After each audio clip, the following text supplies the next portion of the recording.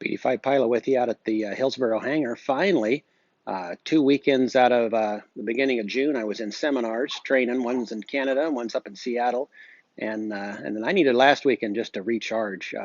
While I had intended to get out here and work on stuff, I just didn't have the energy. So I'm out here today working on a little bit of finishing up the design on that motor mount, and then I've discovered something on the wing I found interesting.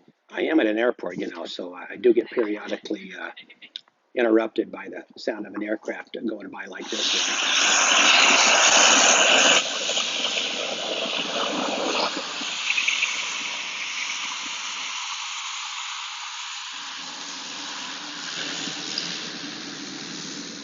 So I may or may not have talked about what I plan on doing with this wing. Although we got some noise happening outside.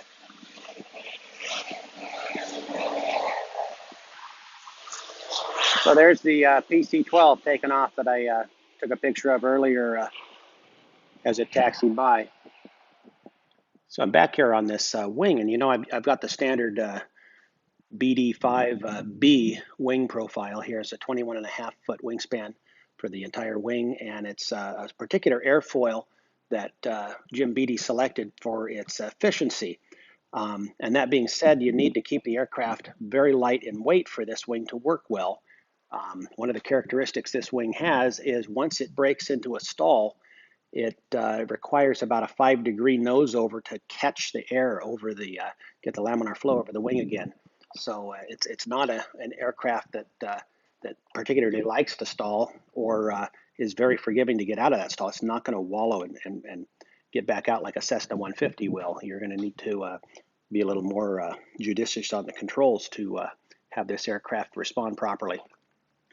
On the ribs that were used on this wing, there were dimples in the forward edge that causes a little flattening in the front here. And so to get a better airfoil, they actually recommend you take and use some superfill to round this nose a little more so you don't have this full span stall strip, as Bobby Bishop used to call it.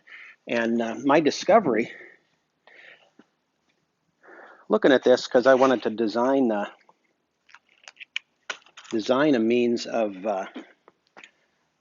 shaping this nose, and what I discovered is when I take this reading for the profile here at the outer edge of the wing, it's actually different as I move into the mid-wing, and so that profile is not quite as rounded as the profile we see out at the outer edge of the wing. And when we move into the innermost part of this wing, we actually see it's even more pointed in comparison. If we look at the rounding at the outer edge of the wing, mid part of the wing, and now at the innermost part of the wing, the leading edge profile, slightly different. I find that's consistent on both sides, so that must be in the design.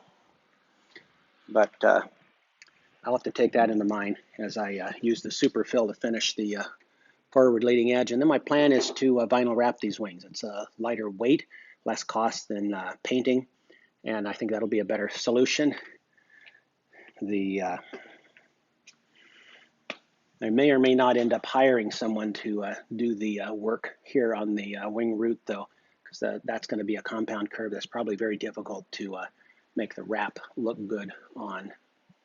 In my design area for this motor mount, I've taken and cut just a piece of my scrap that I had of that corrugated sandwich material that I plan on using for that firewall, and I've cut a piece big enough I can use it to measure the proper distance and placing for the bolts that the engine comes through. Make sure I keep it centered, so I haven't cut out the final shaping of this 1/8 inch 2024 aluminum that I've got, but I do have the center marked, and I'll use some angle to attach that across to the top so I get a good bracing. And then, as I have talked to before, there's going to be a 2 by 1.5 angle that on each side of this. So the bracing should be really good. This should give me a good solid motor mount.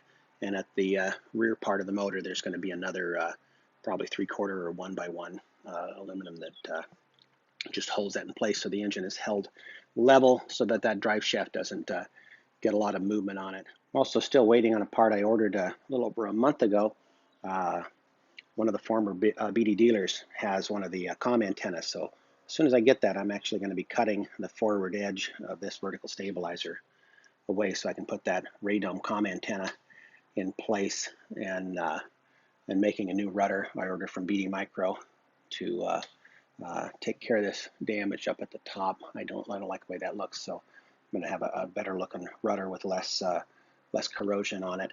But final scheme of this is going to cut away this root fairing for the vertical stabilizer right about here and have aluminum back here so it stays nice and polished.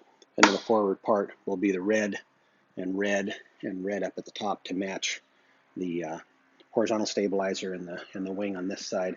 And yeah, I looked over the forward profile on this wing, and it's got the same business going with it. It's more rounded out here at the outer edge, and it actually tapers down to a more sharp angle at the where it comes together with the aircraft.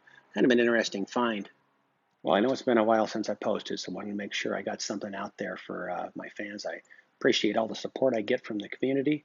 And yeah, this is a fun project. I really looking forward to seeing how well that ZDZ 500 performs in this aircraft. So for now, BD5 Pilot is out.